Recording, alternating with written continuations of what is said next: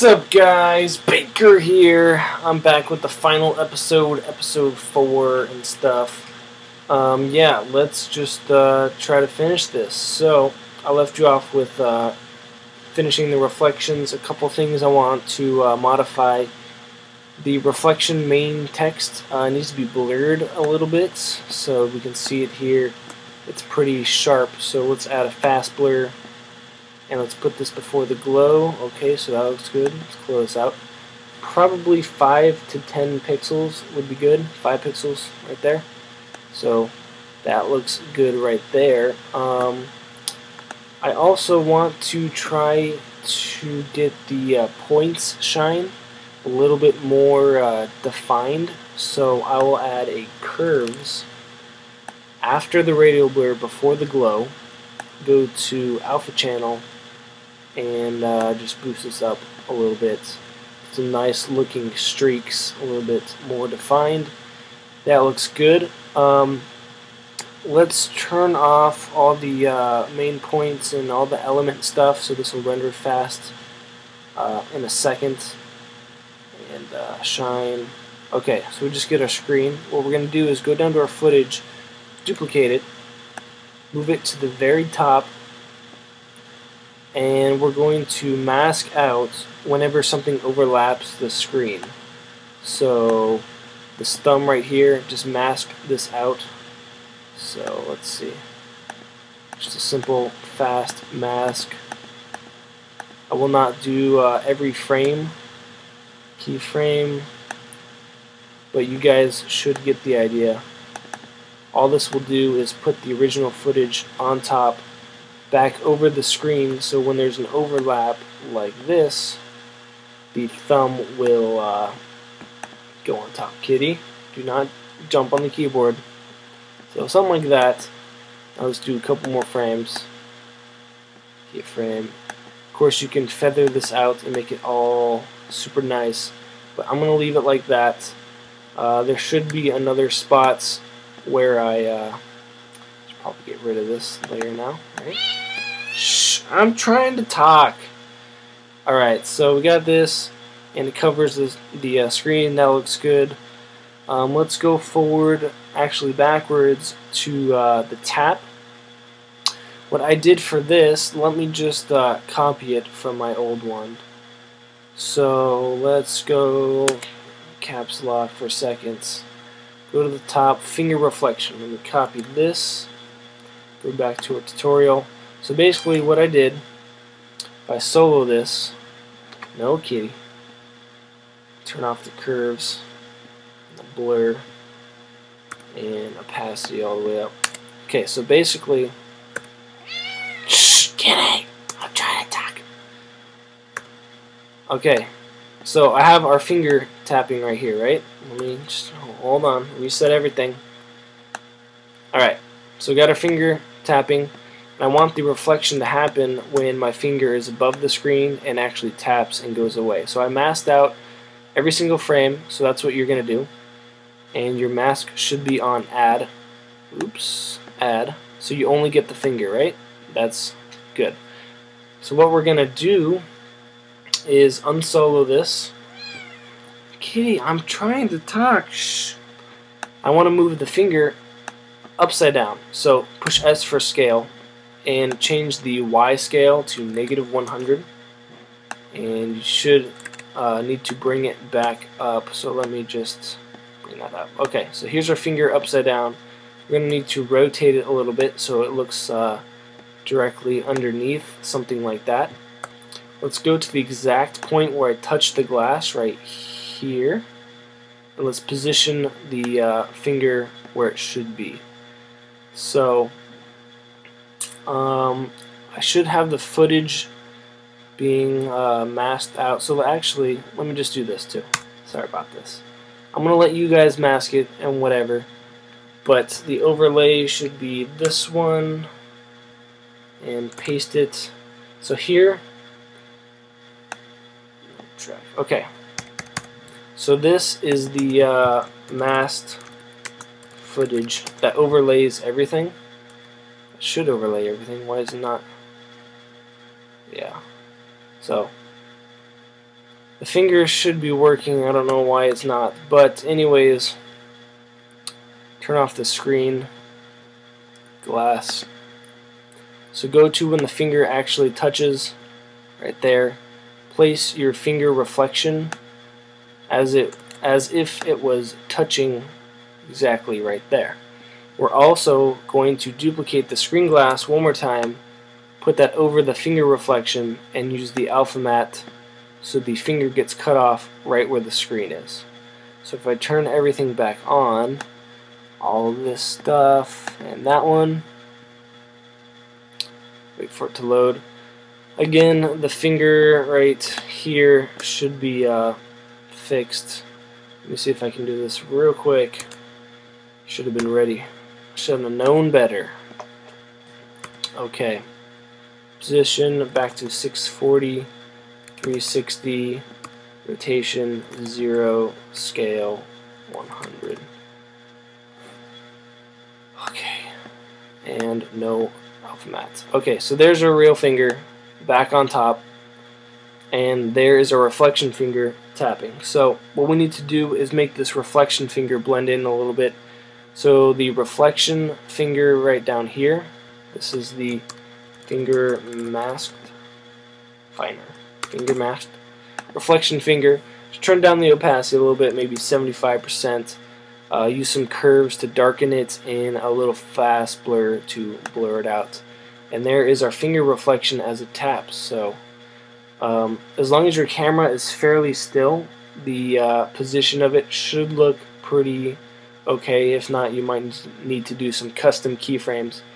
But that's about it for that. A couple mask expansion issues, but that's okay.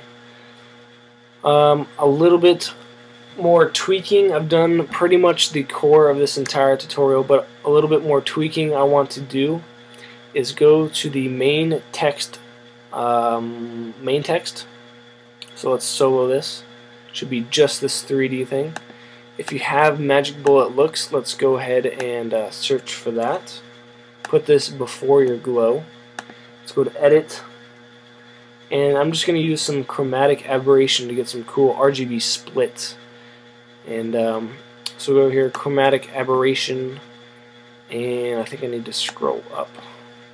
Okay, so maybe like 2 and -2, and click finish. Not sure why the preview wasn't working, but if we zoom in here, our 3D text has a little bit of RGB split, and I think it makes it a lot cooler and looks good. Let's also do the same thing to the screen display. So let's copy this looks. Let's go into our screen display and just paste this on the main text. We get a little bit of chromatic aberration again. That looks good. Now if you don't have Magic Bullet looks, if you have Video Copilot Twitch, you can maybe add a little bit of Twitch with the slide RGB split and have it a little bit shaking. That might be kind of cool. This needs to be 640. It's a little off for some reason. Okay, so that looks good right there. And you can add that to the text reflection as well. So the main text reflection, let's add Magic Bullet looks before the glow. You can kind of see it down there at the bottom. But that is pretty much it. The last final thing was just a quick color correction. So adjustment layer, let's do a circle mask. And I don't want an oval, so I'm going to make an actual circle. Click in the middle, hold Command and Shift, or Control and Shift if you're a PC, to make a perfect circle. Just let go. And this is going to be our vignette. Now I don't like normal vignettes with Magic Bullet looks or solids or anything, because it kind of darkens everything. What I want to do is keep the highlights where they're at, but then darken the midtones and the darks. So I'll probably take this off. So something like this, so the brights stay bright, but everything else gets darker. And set this to subtract, and feather this out to maybe 400, 500 pixels. Nice smooth vignette. And then if you have it, make an adjustment layer. FL Glow has a very cool RGB split kind of glow looking thing. We'll go to standard and change it to this last option right here, and radius is going to be large, like 100, so we get some cool glow. But the selection, let's enable selection, turn the lightness start up to maybe 200, so it'll only glow the very brightest parts like this. It's a little too strong, so we'll go to mount and maybe bring it down to 0.5. And that is pretty much it. I'm going to RAM preview. Oh, there's another thing. Just remembered. Gotta talk about this. To make this, oh, there's actually a lot of stuff I missed. Alright, I'm going to make, I think I had the keyframed start up with opacity. No? Okay. Let's make a new null object, and we'll call this the opacity controller. And let's get a slider control. Drag that on. And we're going to control the opacity of the main text shine. So T for opacity. Let's go back to opacity controller, push E for effects, bring down slider control, and let's take the opacity of the shine, hold Alt and click on opacity, and pick whip it up to the slider control of the opacity controller. Now select all this and copy it, and we're going to go to screen display. That also needs to be controlled by this, so Alt click and just paste the expression. The other screen display, Alt click, paste the expression. We're going to go to reflection, main text shine, opacity, keyframe, or Alt click, paste, main text, opacity, Alt click. So do this for all of the element layers and the screen, pretty much anything that would be considered part of the hologram. All the shine, all the points, everything. Paste this. Main text points. Everything except for the glass itself. So, if I go forward here, I just see the glass only. So I tap it right here. I'm going to keyframe the opacity controller from 0. Go forward about half second to full second, and keyframe this up to 100. And everything should be back to normal, so that's good. I'm going to go forward near the end where I drop it back onto the ground and just keyframe at 100, move forward, maybe do some flashes like 0, move forward, 100, move forward, 0, move forward, 100, move half a second and back down to 0. So we get a quick flash and then a fade off. So that's good. I also want this to flicker a little bit to make it look like a real hologram. So on this opacity controller, we're going to Alt click and add some more expressions.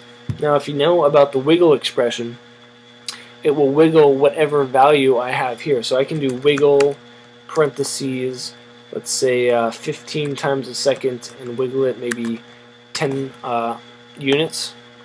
But the only problem with this is when it's 0, there'll still be some wiggle that's negative, or some values that are negative and positive. I want this to be 0 for sure, and then if it's bigger than 0, then it can wiggle and do whatever it wants. So I'm going to go back into this expression and just modify this a little bit. Let's bring this down.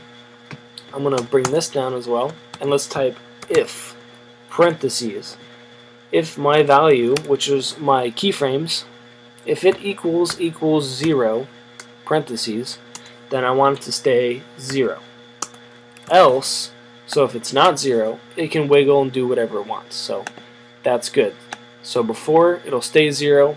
In the middle, it'll wiggle whatever it wants, and at the end, it'll stay turned off at 0. One last thing, I'm pretty sure this is the final part I did a little bit of sound design, not much, something super simple. I looked up this fluorescent light bulb humming sound. So I'm just going to bring this out, I'm going to actually put it at the top for now. And the volume of this humming is going to come from the opacity controller. So I'm going to push L on the sound file, and the audio levels is what we're going to connect to the slider control. So again, alt click, and we are going to type linear parentheses, and we're going to linearly map what values. We're going to map from the slider values, let go, comma. Now what values are on the slider? We have 0, 100, comma. Now what do you want 0 to become on the audio layer? Well, we want it to be off, right? So we're going to do -48, which is off, and then 100 is full force, basically, all the way turned on. So I want this to be maybe 12, because this is a very quiet sound file. I need to boost this up to 12. You could put 0, which is just going to be normal, but that's up to you. We click away, and we get an error because audio levels are actually 2 dimensions. If we look at view audio, we have left slider and right slider for different panning and all that stuff. So if I link this to a single slider, that's only 1 dimension. This needs to be 2 dimensions. So what we can do is actually call this temp equals, and then whatever this expression is, and then semicolon. So all this does is assign these values, these mapped values, to temp. Now I want this audio level to be temp for the left and temp for the right, and now we can click away, and now it'll be fine. So if we look at the audio, it'll be -48 turned off. As it fades on, it'll be closer and closer to 12, and that'll be exactly what we want. Okay, I'm pretty sure that is it. My time is up, but let me see if I can do a quick RAM preview to show you how close we got this. I don't know what the remember we slanted the element 3D 30 degrees. You could have it completely flat like I had in this example, and the screen display will be a perfect orthogonal view. So I don't know what it'll look like in my example, but you can always adjust it how you want. Just be sure you have to adjust it for every single element layer. That's why I wanted you guys to finalize your animation in the first main text or the first element layer, then do all the duplicates and go from there. But that is pretty much it. You can see we got some flicker, and the reflections look pretty nice. Got some nice streaks here. We'll just adjust that with the alpha channel on the points layer. I feel like I am talking too much. I'm just gonna let this RAM preview really quick and then show you in a couple minutes. Alright, so I'm not going to RAM preview the entire thing, but this is what I got so far. So tap it, looks pretty nice. Yeah, actually looks pretty good when the text is tilted, but that's completely up to you if you want to do that or not. And you can also use any kind of models. It doesn't need to be just text. It can be, you know, like a little airplane model or a person, whatever you want. And that is pretty much it. Please like the video and favorites and comment and all that stuff. This is a pretty awesome, neat trick, and the reflections and everything, it looks pretty nice. Other hologram iPhone things I've seen aren't very good, and you know, this one is pretty thick, I think. And yep. Okay, so again, like, favorite, comment, Facebook and Twitter, all that good stuff. I hope you enjoyed. If you make anything cool, feel free to leave a video response in the description. And yeah, that is it. I'm out. Alright, peace.